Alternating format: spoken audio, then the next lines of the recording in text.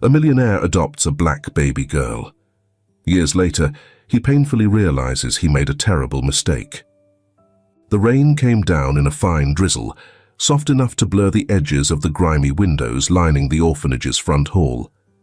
Inside, the light from flickering overhead bulbs stretched thin, casting long shadows that seemed to deepen the damp chill of the air.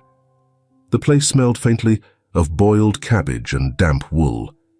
Charles Erickson adjusted the collar of his tailored overcoat, his polished shoes clicking faintly on the worn linoleum floor.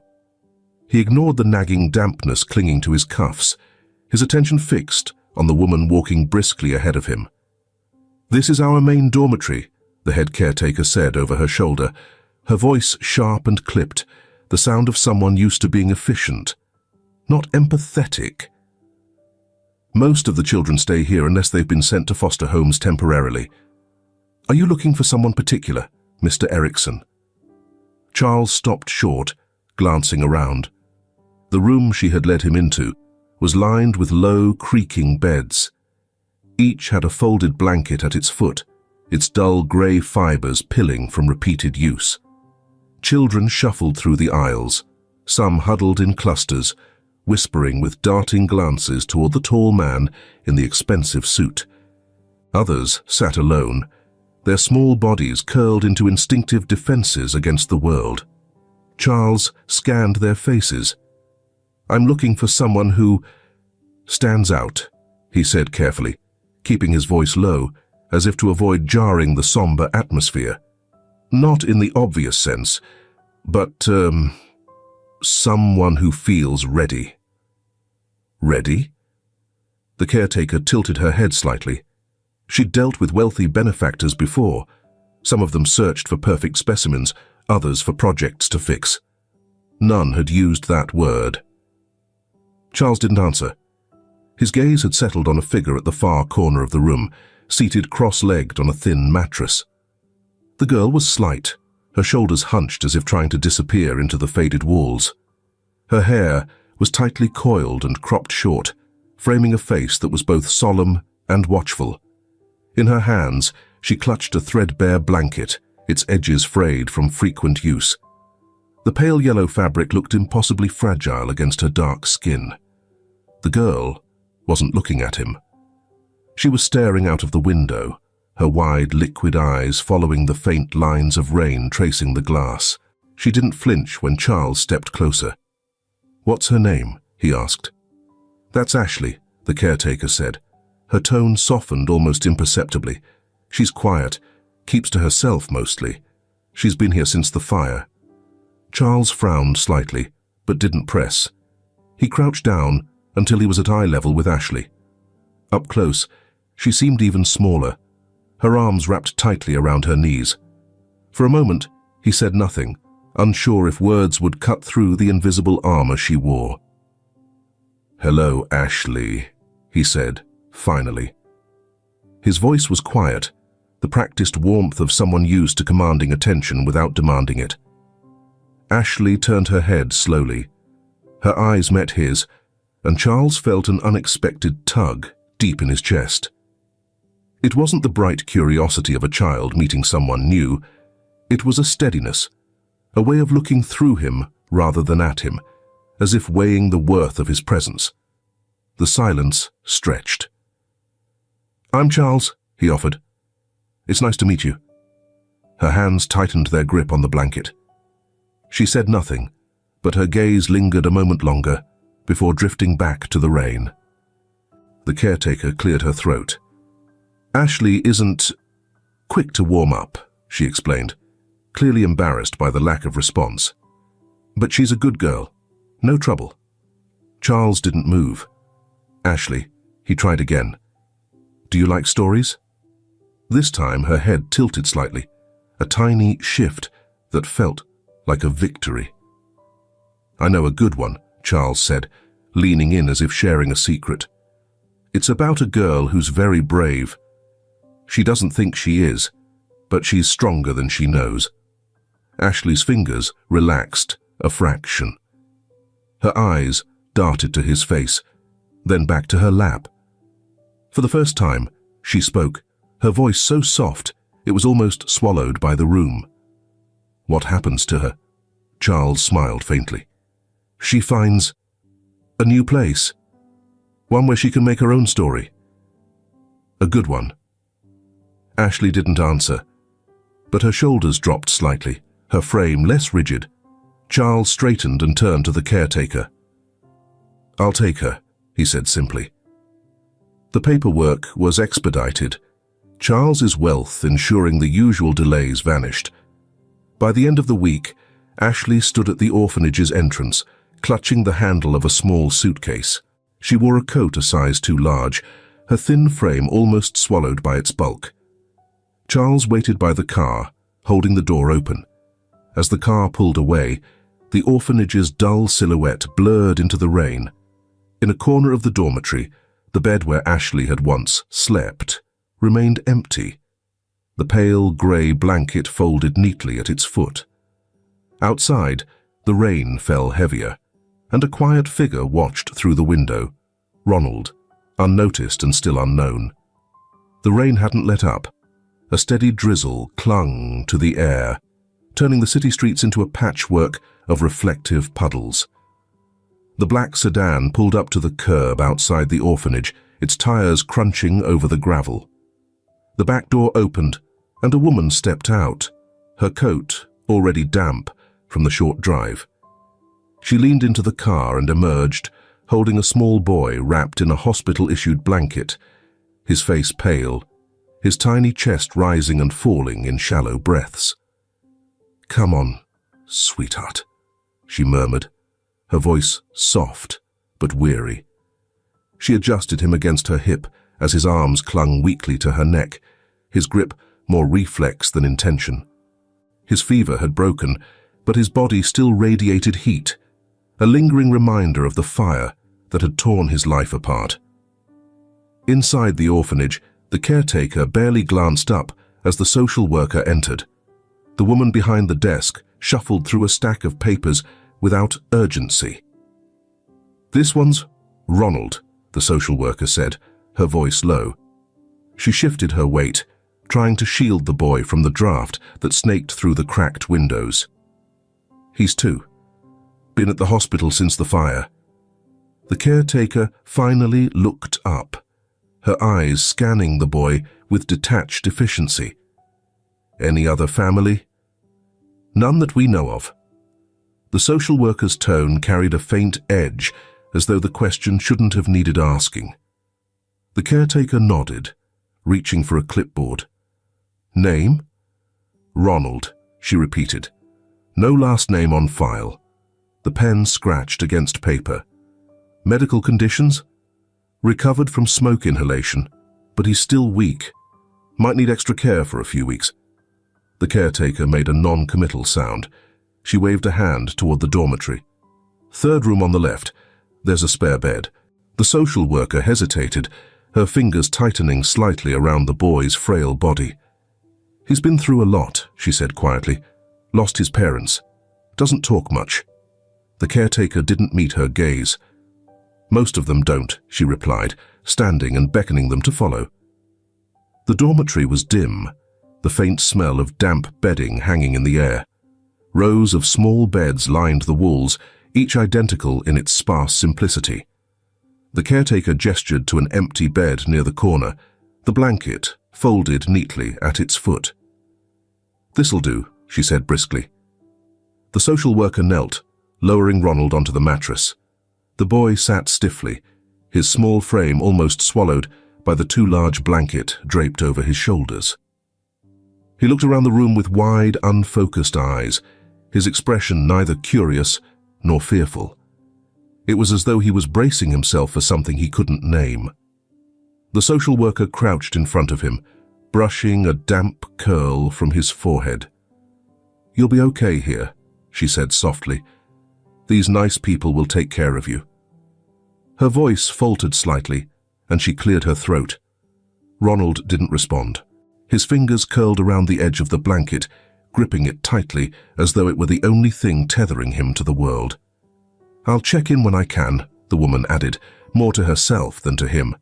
She straightened, gave the caretaker a final look, and left without another word.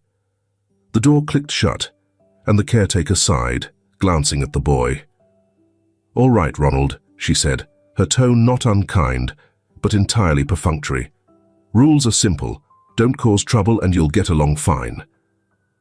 Ronald blinked up at her, his expression unreadable. "Dinner's in an hour," she said. "Stay here until then."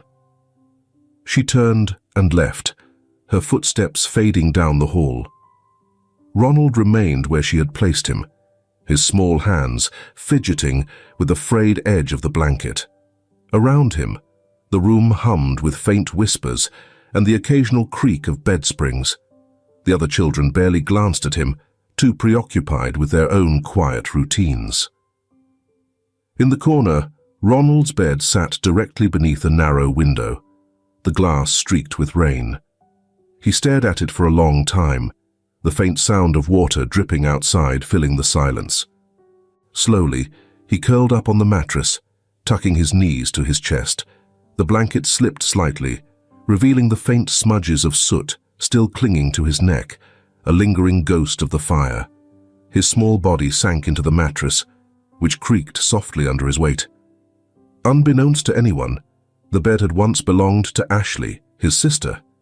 The same mattress had cradled her quiet frame as she clutched a blanket much like his, her wide eyes also staring out the same rain-streaked window.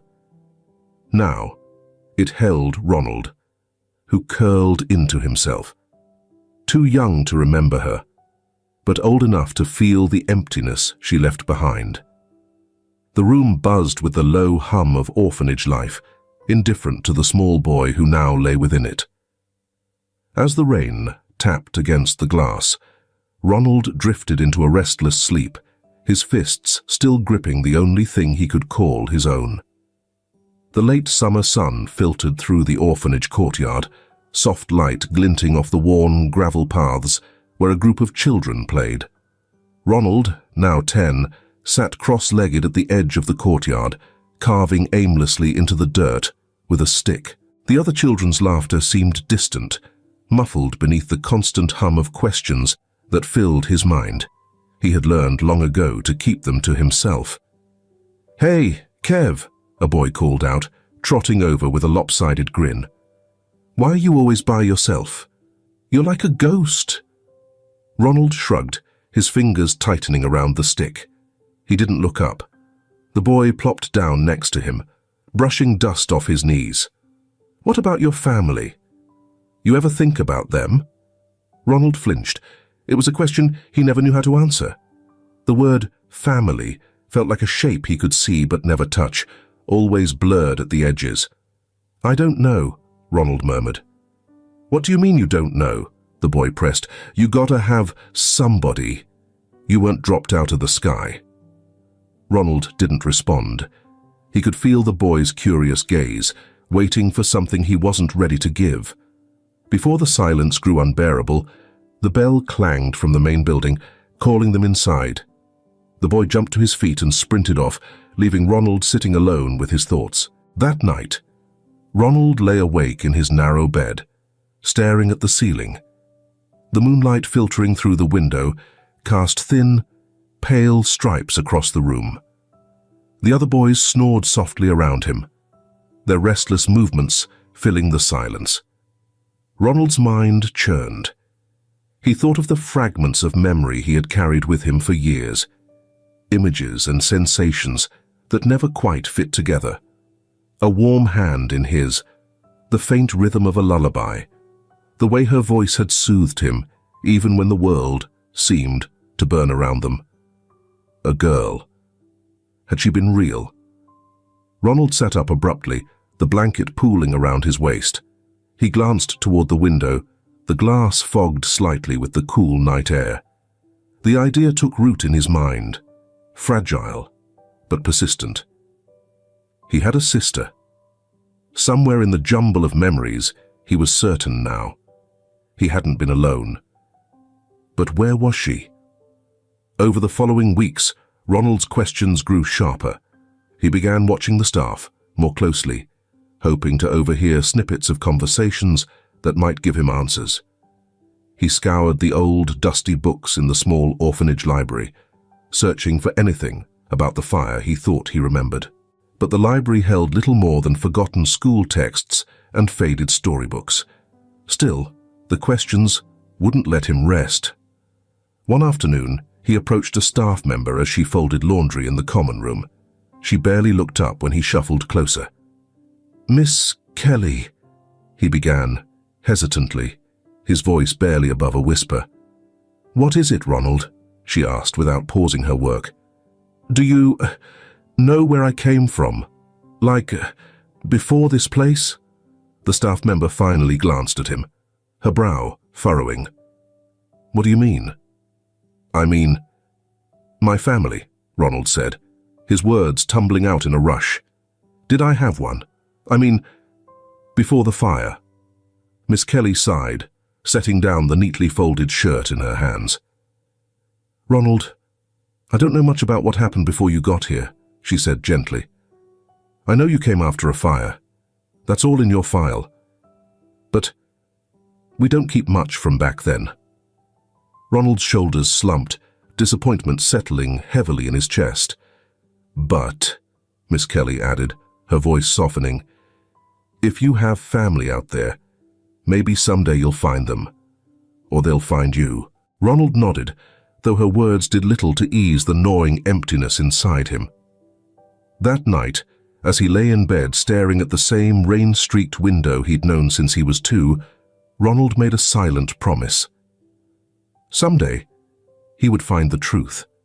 He didn't know how, but he knew he couldn't live forever with this hole in his life. The room was awash with golden light from the grand chandelier overhead, its glow catching on the polished keys of the Steinway piano. Ashley sat at the bench, her fingers gliding over the ivory, weaving together the familiar melody of Beethoven's Für Elise.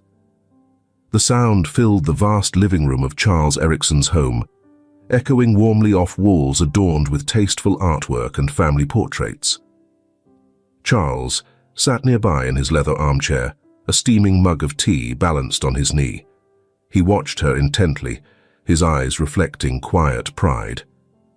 "Beautiful," he said, as she struck the final note. Ashley turned toward him, her cheeks flushing slightly. "I missed a few notes." "Perfection is overrated," Charles replied with a chuckle. He set his mug down on the table and leaned forward. "What matters is the feeling. And you, my dear, play with heart." Ashley smiled at the compliment and slid off the bench, her socks skimming the cool marble floor. She wandered toward the window, pulling back the heavy velvet curtain. Outside, the last rays of sunlight cast a warm glow over the sprawling garden, its manicured hedges and fountains a testament to Charles's meticulous taste. "I wonder if I'll ever play perfectly," she said, more to herself than to him. "You'll find that what you seek is not always in perfection, but in the journey," Charles said, his voice taking on the thoughtful cadence that Ashley had come to love. Ashley's life in the Erickson home was idyllic in many ways. Charles was attentive, but not overbearing, encouraging her independence while providing her with every opportunity to thrive. Her days were filled with piano lessons, private tutors, and long walks through the estate's gardens. Yet, beneath the surface of this comfortable life, there was a faint, unspoken void. That night, Ashley sat cross-legged on her bed, a canopy of sheer fabric draped above her. She hugged a stuffed rabbit close to her chest, its worn ears a reminder of the life she barely remembered. The house was silent, save for the faint rustle of leaves outside her window. Her dreams, when they came, were always fragmented. She saw flames, the glow of them searing bright against the night. The air was thick with smoke, stinging her lungs and making her cough. Somewhere in the chaos, there was a hand, small like hers, yet strong, gripping tightly. She could hear a voice, though the words were always indistinct, muffled by the roar of the fire. She woke with a start, her chest rising and falling rapidly. For a moment, she sat in the dark, her hands gripping the edge of her blanket. The dreams came less frequently now. But when they did, they lingered, wrapping her in an uneasy haze. Over breakfast the next morning, Charles noticed her quiet demeanor. "Didn't sleep well?" he asked, sipping his coffee. Ashley shook her head, swirling her spoon in her bowl of oatmeal. "I had a dream again." Charles set his mug down, his brow furrowing. "The same one?" She nodded, her eyes fixed on her spoon. "There was someone with me. I think it was a boy. He was holding my hand." Charles's expression softened, but there was a flicker of something deeper, something unreadable in his eyes. "You were very young when I brought you home," he said gently. "It's possible you're remembering pieces of your life before then." Ashley looked up at him. "You've mentioned I was adopted. Did I have anyone else? Like a family?" Charles hesitated, his gaze lingering on her for a moment too long. "Your parents passed away in a fire. That's all I know for certain." His answer was careful, but Ashley didn't press further. Charles had always been honest with her, and she trusted him implicitly. Still, as she pushed her oatmeal around the bowl, the faint unease from her dream lingered. The rest of the day passed in a blur of activities. Ashley attended her piano lesson and reviewed her science homework with her tutor, but her thoughts kept drifting back to the boy in her dream. She couldn't shake the feeling that there was something just out of reach, a memory locked behind a door she didn't know how to open. The early morning sun cast long shadows over the streets, its light struggling to cut through the haze of dust stirred up by passing cars.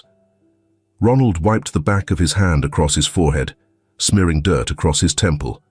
He was 16 now, his frame tall and lean, his face sunburned from hours spent under the open sky. He leaned on the rake in his hand, pausing his work to watch a cluster of students spill out of the school gates across the street.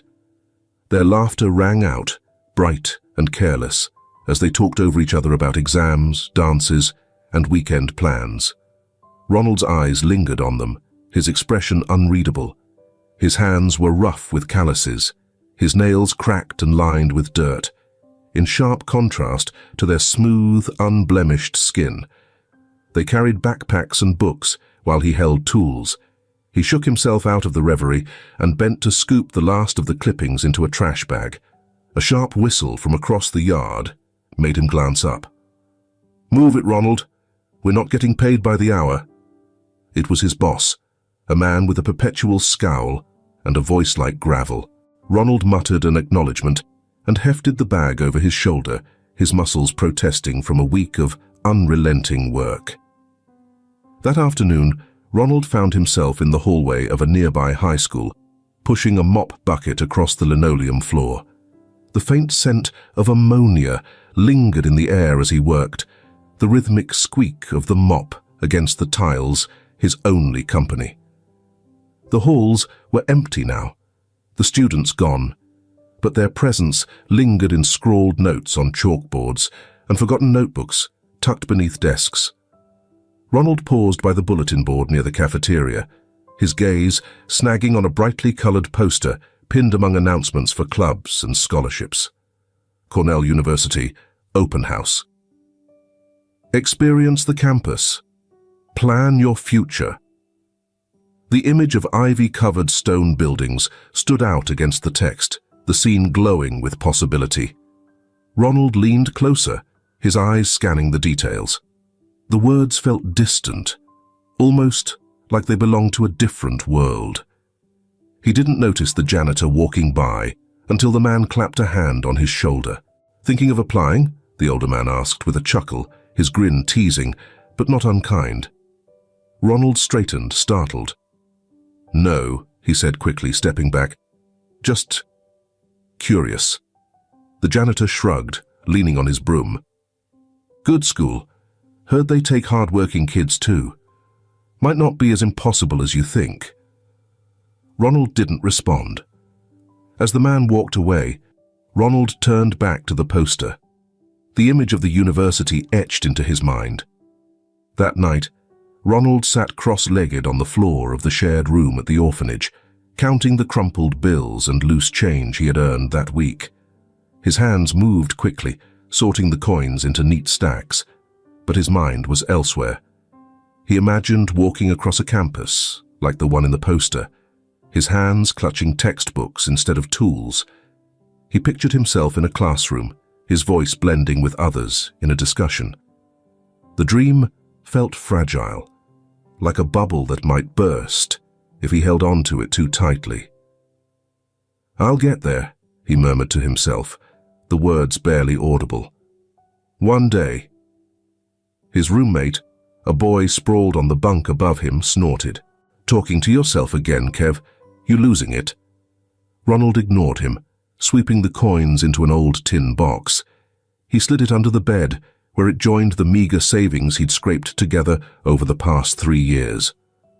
The next morning, Ronald was back at work, this time pulling weeds from the cracks in the pavement outside a public library. The sun beat down on his back, but his thoughts were miles away, circling the idea of what it might take to make the dream real. His boss's voice broke through his thoughts. "Let's go, dreamer! Those weeds ain't pulling themselves." Ronald gritted his teeth and forced himself to focus. One step at a time, he thought. Later, as he packed up his tools, his gaze wandered to a nearby bookstore. The window display featured a stack of SAT prep books. He hesitated, his fingers brushing the few dollars in his pocket. Inside, the air smelled of paper and coffee. Ronald scanned the shelves until he found the book, its bright cover promising strategies for success. The price tag made him wince, but he handed over the money without hesitation. Back at the orphanage that night, he opened the book under the dim glow of the bedside lamp. The words swam in front of his tired eyes, but he didn't stop. Ronald's days blurred into a cycle of work and study. Each penny he earned went into the tin box, his resolve hardening with every dollar added. The poster of Cornell stayed vivid in his mind, a constant reminder of what he was working toward. Somewhere out there, Ronald believed, was a life bigger than the one he knew, a life worth fighting for. And he would fight no matter how long it took. In the quiet of the night, as the city settled into stillness, Ronald whispered to himself, "One day, I'll be more than this. One day, I'll make it." And though the path ahead seemed impossible, he clung to the faint, stubborn hope that kept him moving forward. Have the people listening to the story ever aspired to attend a university or major? Why not share your dream with everyone in the comments section? It would be great. The hedge trimmer buzzed steadily in Ronald's hands as he carefully shaped the shrubbery lining the path to Cornell University's historic lecture halls. The early autumn air was crisp, carrying the faint scent of freshly fallen leaves and damp earth. Around him, the campus was alive, with students rushing to classes, their voices merging into an indistinct hum. Ronald, now 19, paused to wipe his forehead, glancing toward the towering stone buildings that loomed above him. He marveled at the intricate architecture, ivy twisting up the old walls, the place radiating a sense of permanence and opportunity. He returned to his task, focused on the clean lines of the hedge, when a burst of laughter made him look up. A group of students passed by on the brick path, their carefree chatter punctuated by quick gestures and bright smiles. Among them was a girl who caught his eye. She stood out, not just because of her black hair pulled back into a neat ponytail or the confident way she carried herself, but because of something Ronald couldn't place. She laughed at something her friend said, her head tilting slightly, and for a fleeting moment, Ronald saw a face that seemed uncannily familiar. His hand faltered, the trimmer snagging on a branch. He turned off the machine, his eyes following her as she walked away, her laughter echoing faintly behind her. "Something wrong with the hedge, kid?" Ronald jumped, startled by his supervisor's bark. "No, sir. Sorry. I'll finish up." Ashley adjusted the strap of her bag as she walked into the student center with her friends. She loved the energy of the campus, the way it hummed with possibility. It was her second year at Cornell, and she had thrown herself into every aspect of university life. Debates, clubs, even the occasional late-night study session in the library. As they passed a row of hedges near the lecture hall, Ashley caught a glimpse of a young man in a groundskeeper uniform. He was tall, his face framed by dark curls damp with sweat. For a brief second, their eyes met. Her steps faltered, and her friends continued ahead without noticing. There was something arresting about his gaze, a sense of recognition she couldn't place. But the moment passed quickly, and she turned away, shaking off the odd feeling. The next day, Ronald was in the cafeteria, wiping down tables after the lunch rush. The hum of conversation filled the space, students seated in clusters, discussing assignments or scrolling on their phones. He worked methodically, keeping his head down, until he heard a familiar voice. "Excuse me," the girl said, standing beside the table he had just finished cleaning. Ronald looked up, startled. It was her, the girl from the path. "Thanks for keeping this place spotless," she said, her tone casual but genuine. "It can't be easy with so many people in here." Ronald blinked, caught off guard. "Oh, yeah, thanks. Just doing my job." She smiled, and Ronald felt an inexplicable pull. Something about her seemed familiar, though he couldn't figure out why. "You go here?" she asked, gesturing around the cafeteria. Ronald shook his head quickly. "No, I work here." She nodded, as if that explained everything, but there was a flicker of curiosity in her eyes. Before she could say more, one of her friends called her name, and she turned. "See you around," she said with a quick smile before walking away. Ronald stood frozen for a moment, his hands still clutching the rag. He watched her leave, a strange mix of emotions swirling in his chest. Ashley rejoined her friends, her thoughts drifting back to the groundskeeper. There was something in his face that tugged at her memory, though she couldn't quite pin it down. She shook her head, dismissing the thought. "Who was that?" one of her friends teased. "No one," Ashley replied quickly. "Just someone who works here." Her friend shrugged, launching into a story about their upcoming midterms, but Ashley's mind lingered on the brief conversation. That evening, Ronald sat on the edge of his cot, in the small room he rented off campus, replaying the interaction in his mind. He didn't know why the girl unsettled him so much. It wasn't just that she had noticed him, a rarity in itself, but the nagging feeling that he should know her. He stared at the ceiling, the faint sound of traffic filtering through the thin walls of his room. The encounter had stirred something in him, a memory that felt just out of reach. He thought of the faint dreams he sometimes had, of a small hand gripping his tightly, the smell of smoke, and a voice calling his name. Ronald exhaled slowly, running a hand through his hair. It didn't make sense. He didn't know her. He couldn't know her. But something inside him whispered otherwise. As Ashley walked back to her dorm that night, she paused on the bridge that spanned the gorge, cutting through campus. The rushing water below sent a cool mist into the air, and she leaned against the railing, gazing at the reflection of the moon on the surface. For the second time that day, her thoughts returned to the groundskeeper. There had been something in his face, something in the way he looked at her, that felt like recognition.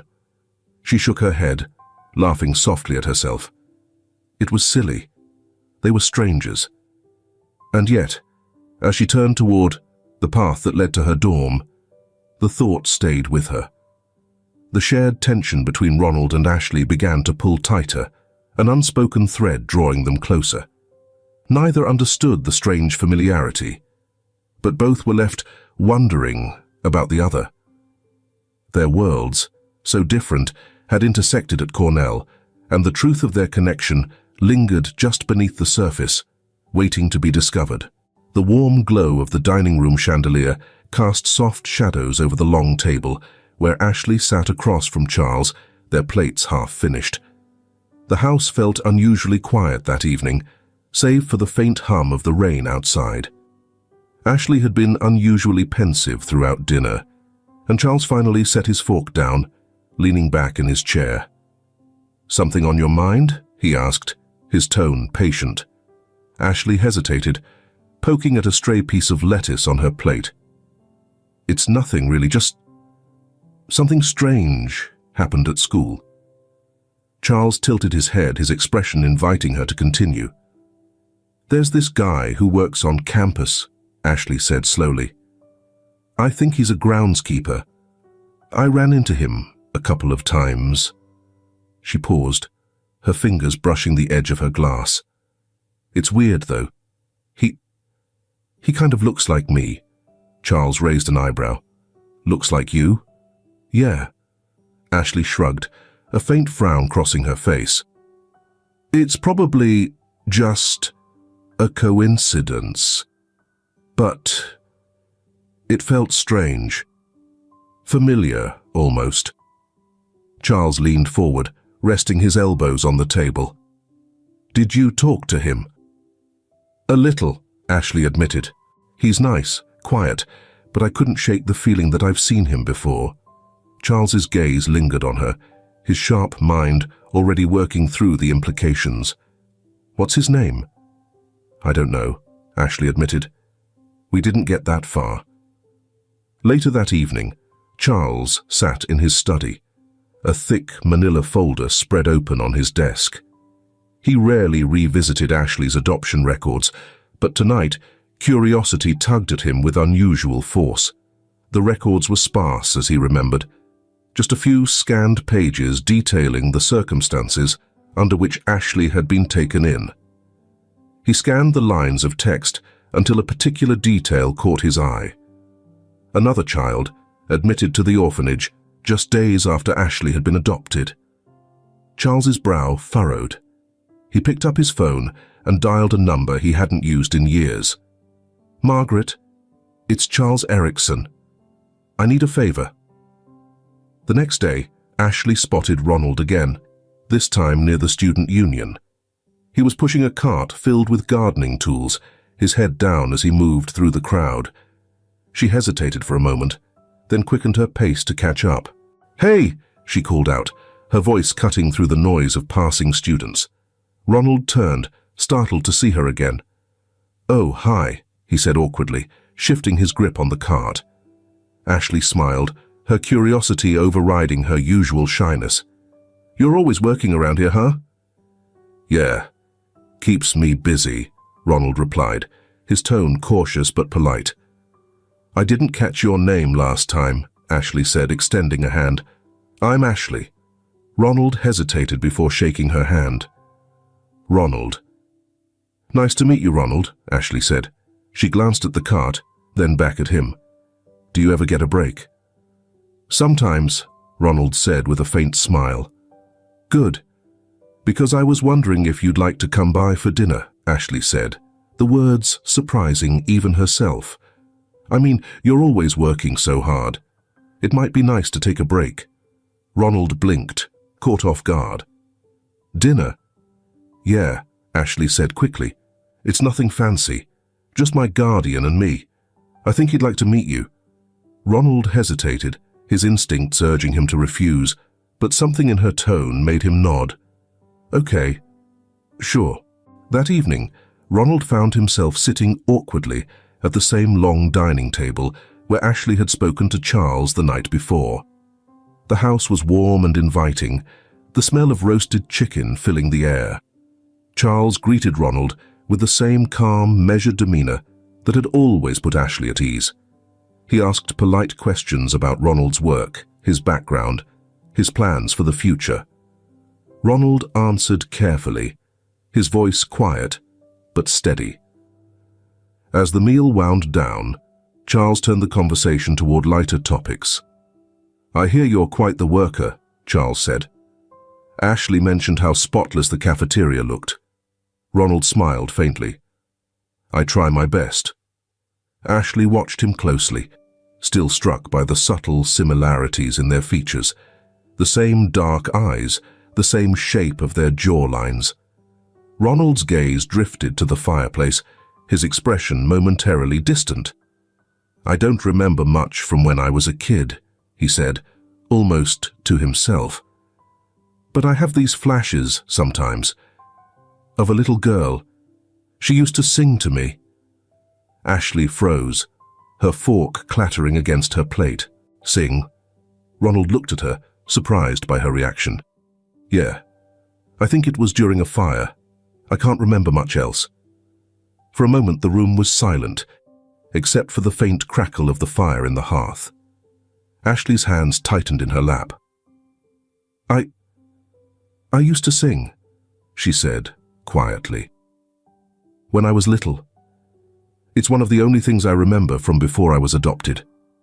Ronald's heart pounded in his chest, his thoughts racing. Charles watched the exchange carefully, his earlier suspicions now fully realized. "We'll need to talk," he said softly, his voice breaking the tension in the room. His gaze moved between Ronald and Ashley, a weight in his expression that neither of them could fully understand yet. The truth, long buried, was finally beginning to surface. The sterile air of the clinic felt unnaturally still. Ronald shifted uneasily in his chair, his fingers drumming lightly on the armrest. Ashley sat beside him, her back straight, her hands folded in her lap. The hum of the fluorescent lights above seemed louder in the silence. Charles, seated across from them, glanced between the two. His usual composed demeanor held an uncharacteristic edge of tension.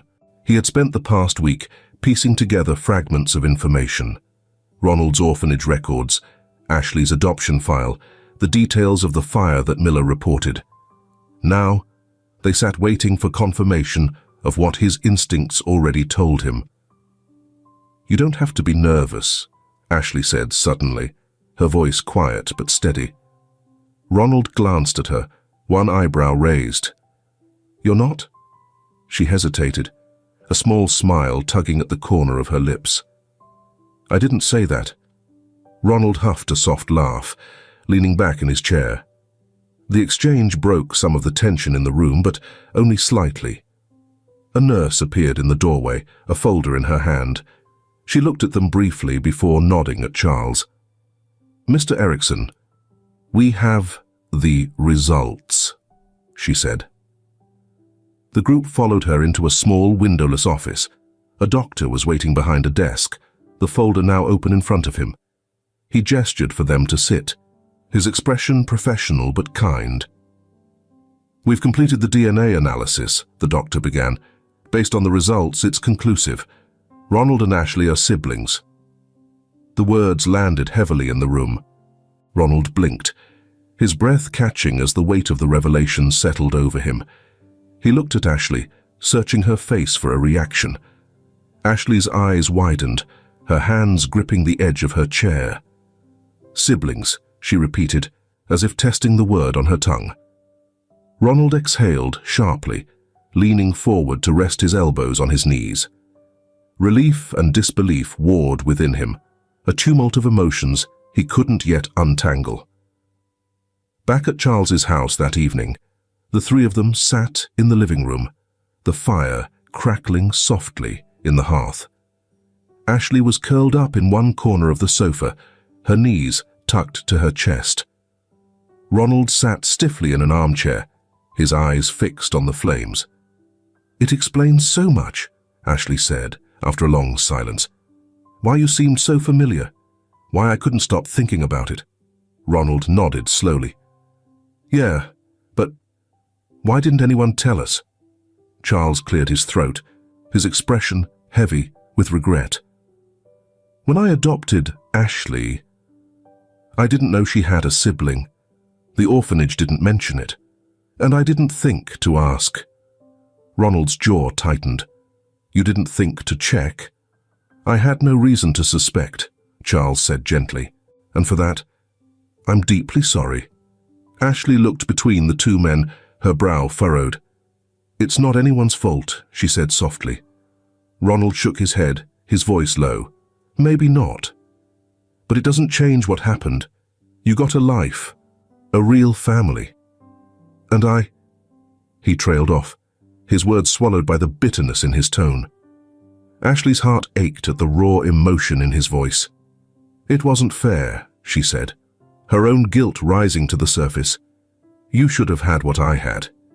You deserve that too. Ronald's gaze softened slightly, but his frustration lingered. It's not about what I deserved. It's about what I lost. The room fell silent again, the crackle of the fire the only sound. Later, as Ronald prepared to leave, Charles approached him in the hallway. Ronald, he said quietly, I can't undo the past, but I want to help now if you'll let me. Ronald turned, studying Charles's face. Why? Because it's the right thing to do, Charles said simply. And because you're family now. Whether or not I knew it before, that's what you are. Ronald hesitated, his hands shoved into his pockets. Finally he nodded. I'll think about it. In her room, Ashley stared at the faint outline of the moon through her window. Her mind was a whirlwind of memories, fragments of the fire, the feeling of Ronald's hand in hers, the lullabies she had sung to comfort him. She thought of the years they had spent apart, of the stark differences in their lives. I'll make it right, she whispered to herself.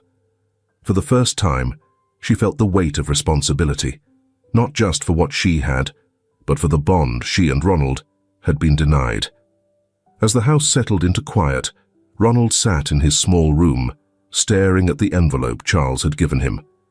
Inside was a check for an amount that made his head spin. Along with it, a letter from Charles offering support for his education, housing, and whatever else he needed to start a new chapter. Ronald's hands trembled slightly as he held the letter. The bitterness in his chest hadn't faded entirely, but beneath it was something new, a glimmer of hope. For the first time, the dream of building a better life didn't seem so impossible. The early morning light spilled through the wide windows of the Cornell University Library, casting golden streaks across the polished wooden tables. Ronald sat in one of the quiet study rooms, his head bent over a thick textbook. His pen tapped lightly against the page. As he worked through a dense calculus problem, the faint buzz of conversation in the main hall providing a distant backdrop. Need a break yet? Ronald looked up to see Ashley standing in the doorway, a cup of coffee in each hand. She smiled, setting one down in front of him. Thanks, Ronald said, leaning back in his chair. He stretched, his muscles stiff from hours of studying. You're up early. Ashley pulled out a chair and sat across from him. I figured I'd check in before my class. How's it going? Ronald hesitated, glancing at the textbook. Better than I thought it would. I mean, it's a lot. But I'm keeping up. Ashley nodded, her smile widening. That's because you're smart. I keep telling you that. Ronald chuckled softly, his hand wrapping around the warm coffee cup. Yeah, well, not everyone at this school sees it that way. Ashley frowned. What do you mean? Ronald shrugged, looking down at the table. Some of the students, they don't really talk to me. I think they still see me as the guy who mowed the lawns. Ashley's expression softened. They'll come around, and if they don't, that's their problem, not yours. You belong here just as much as anyone else. Ronald met her gaze, the sincerity in her voice easing some of the tension in his chest. Over the next few weeks, Ronald settled into campus life with Ashley's help. She introduced him to her friends, showed him the best places to study, and insisted he join her for coffee runs between classes. Slowly, the initial awkwardness between them began to fade, replaced by a growing sense of camaraderie. One afternoon, Ashley convinced Ronald to take a break and join her for a walk through the campus gardens. The trees were just beginning to turn, their leaves a riot of oranges and reds. "I used to come here all the time when I first started," Ashley said, her hands stuffed into her jacket pockets. "It's my favorite spot on campus. Feels like you can breathe here, you know?" Ronald nodded, his eyes scanning the vibrant foliage. "I can see why you like it." They walked in silence for a while before Ashley spoke again. "I was thinking about what you said the other day, about not feeling like you fit in." Ronald glanced at her, but said nothing, waiting for her to continue. "I think I know how you feel," she admitted. "When I was younger, I always felt like there was something missing. Even with Charles and everything he gave me, there was this emptiness I couldn't explain." Ronald's steps slowed, her words hitting closer to home than he expected. "I guess we both got pieces of what we needed, but not the whole thing," he said quietly. Ashley nodded, her expression thoughtful. "But maybe now we can make up for it. Together." Ronald looked at her, a small smile tugging at the corners of his mouth. "Yeah, maybe we can." By the end of the semester, Ronald had found his rhythm. He excelled in his classes, earning the respect of both his professors and his peers. His natural talent for problem-solving shone in group projects, and his determination inspired those around him. Charles, true to his word, supported Ronald every step of the way. He attended Ronald's presentations, offering quiet encouragement and the occasional piece of advice. Watching Ronald thrive brought Charles a sense of pride he hadn't felt in years. "You've come a long way," Charles said one evening, handing Ronald a glass of water as they sat in the living room. Ronald looked at him, the words carrying a weight he hadn't expected. "Thanks," he said simply. "No," Charles said, his voice firm. "Thank you for letting me be part of this. I've made my share of mistakes, but seeing you and Ashley reconnect, it's one of the best things that's ever happened to me." Ronald nodded, the lump in his throat making it hard to respond. One night, as Ashley and Ronald sat on the steps of the library, Ashley turned to him with a mischievous grin. "You know, we never really celebrated you getting here." Ronald raised an eyebrow. "What do you mean?" "I mean," Ashley said, standing and gesturing dramatically, "you made it to Cornell. That's huge. We should do something to mark the occasion." Ronald laughed, shaking his head. "You're ridiculous." "Maybe," Ashley said, sitting back down, her grin softening into a smile. "But I'm serious. You've worked so hard to get here. You deserve to celebrate." Ronald looked out at the campus, the lights twinkling in the distance. For the first time in a long time, he felt like he was exactly where he was meant to be. "Maybe we'll celebrate after finals," he said, his voice filled with quiet determination. "Deal," Ashley said, nudging him playfully. As they sat together, the bond between them continued to grow, built on shared struggles, newfound respect, and the unshakable connection of family. The house was unusually quiet, save for the rhythmic ticking of the grandfather clock in the study. Charles sat in his favorite armchair by the window, a wool blanket draped over his lap. Outside, the late autumn leaves fluttered in the breeze, their vibrant colors dulled by the gray sky. He held a glass of water in his trembling hand, his once steady fingers now betraying his age. His breath was shallow, and his body felt heavy, but his mind was sharp as ever. He watched the leaves dance and reflected on the life he had built, not just the wealth and the accolades, but the family he had unexpectedly gained. Ashley's laughter drifted faintly from another room. The sound brought a smile to his lips. It had been years since he had first met her at the orphanage, a timid little girl clutching her blanket. She had grown into a bright, compassionate young woman, her confidence shining in everything she did. And Ronald. Charles's chest swelled with pride at the thought of the boy who'd worked his way into their lives. Ronald's quiet determination and resilience had reminded Charles of his own struggles in his youth. Watching Ronald and Ashley rebuild the bond that had been stolen from them had been the greatest joy of his later years. Charles's health declined rapidly in the following weeks. Ashley and Ronald took turns sitting by his bedside, sharing stories from their day, their presence a comfort in his final moments. One evening, Ashley held his hand as he rested, his breathing slow and labored. "You gave us everything," she whispered, her voice thick with emotion. "I don't know how we'll ever repay you." Charles opened his eyes, his gaze soft but steady. "You've already given me more than I could ever ask for," he said, his voice a faint rasp. "You and Ronald, you're my legacy. Just promise me one thing." Ashley leaned closer, her tears falling silently. "Anything." "Take care of each other," Charles said, "no matter what." Ashley nodded, squeezing his hand. "I promise." The day Charles passed was cold and overcast, the sky heavy with unfallen rain. Ronald stood beside Ashley in the family plot, the weight of the moment pressing on both of them. As the service ended and the mourners dispersed, Ashley and Ronald lingered. They stood in silence for a long time before Ronald spoke. "He gave me a chance," Ronald said quietly, "when no one else would. I don't think I ever told him how much that meant to me." Ashley placed a hand on his arm. He knew. He always knew. Ronald nodded, his jaw tightening as he fought back tears. A week later, Charles's lawyer met with Ashley and Ronald to discuss his will. They sat in the grand study where Charles had spent countless evenings reading and planning.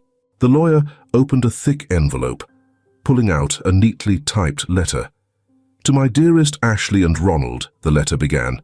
Ashley's hand instinctively sought Ronald's as the lawyer continued. "From the moment I met each of you, my life changed in ways I never imagined. Ashley, you brought light and laughter into my home when I needed it most. Ronald, you reminded me of the strength that comes from perseverance and hope. Together, you have given me the family I thought I would never have." The letter detailed Charles's wishes, leaving his entire estate to Ashley and Ronald in equal shares.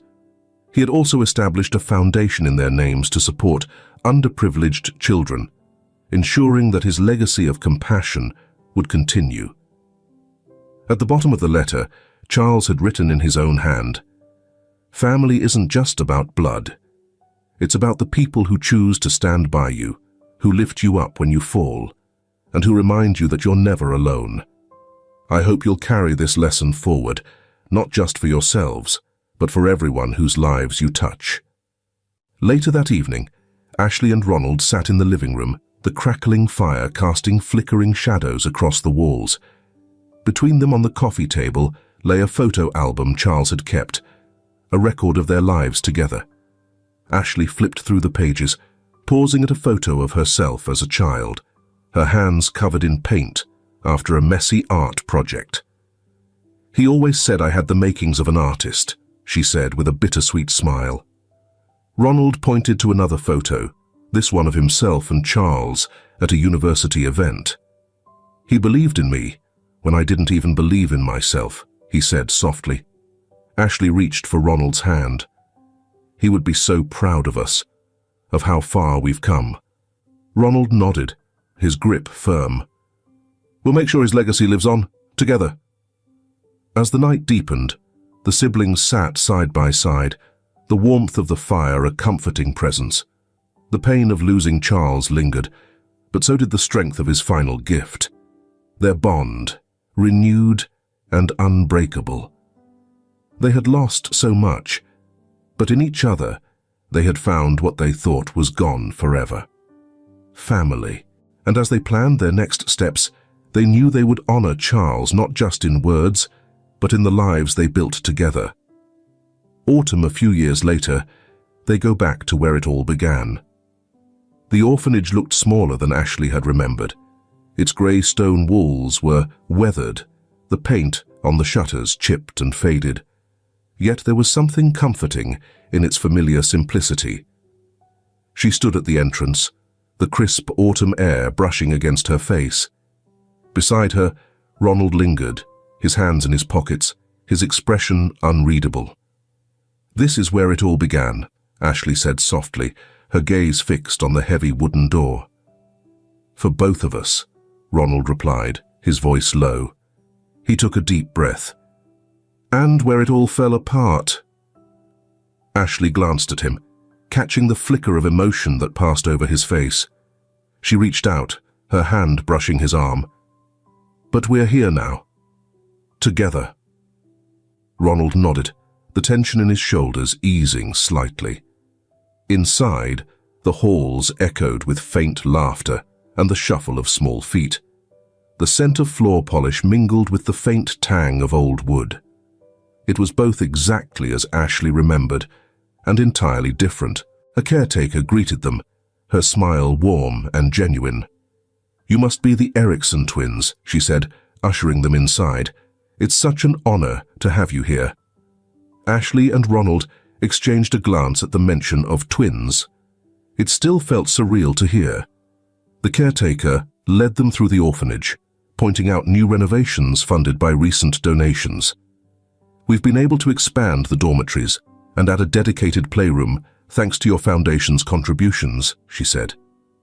They stopped in a small room near the end of the hall. The air seemed heavier here, the quiet more profound. "This was your room, Ashley," the caretaker said, her voice softening. Ashley stepped inside, her gaze sweeping over the narrow beds lined up against the walls. The memories came rushing back. The cold nights, the whispered conversations between children, the sense of waiting for something she couldn't name. Ronald lingered at the doorway, his eyes scanning the space. "I was here too, wasn't I?" he asked quietly. The caretaker hesitated, then nodded. "Yes. A few days after Ashley left, you were brought in, but no one knew you were siblings." Ashley turned to Ronald, her heart aching at the thought of him arriving here alone. "I remember," Ronald said, his voice distant. "I sat right there by the window." He pointed to a bed near the corner. "I didn't know why, but I always felt like something was missing." Ashley crossed the room, standing beside him. "It was me," she said, her voice trembling. Ronald looked at her, his expression softening. "And it was you who brought me back." Later that day, Ashley and Ronald stood in the orphanage's small courtyard, watching as children played on the swings and chased one another through the crisp leaves. The sound of their laughter filled the air, a stark contrast to the silence both siblings had known during their time here. Ashley turned to Ronald. "I've been thinking.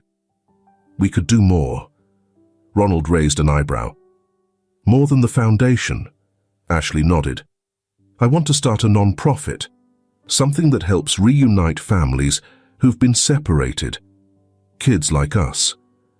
If we could find each other, maybe we can help others do the same." Ronald's lips curved into a small smile. "That sounds like you," he said. "Always trying to fix the world." "And you?" Ashley asked, nudging him lightly. "What's your plan?" Ronald looked back at the children playing, his gaze thoughtful. "A scholarship fund," he said finally, "for kids who never get the chance to dream because they're too busy surviving. If Charles taught me anything, it's that everyone deserves an opportunity." Ashley reached for his hand, her grip firm and steady. "He'd be so proud of you." Ronald squeezed her hand in return. "Of both of us." That evening, as the sun dipped below the horizon, Ronald and Ashley stood by their car, the orphanage now a silhouette against the fiery sky. "We've come a long way," Ronald said, his voice tinged with both awe and gratitude. Ashley smiled, her eyes glistening. "And we've still got so much to do." Ronald nodded. "Together." They climbed into the car, their plans for the future forming in quiet, determined conversation. Months later, the first recipients of the Erickson Scholarship walked across the stage at a small ceremony, their faces lit with pride and hope. At the same time, Ashley's non-profit, Reunited Hearts, announced its first successful family reunion, a story that brought tears to everyone who heard it. The twins honored Charles's legacy not just through their work, but in the way they carried his lessons forward, with compassion, resilience, and an unshakable belief in the power of family.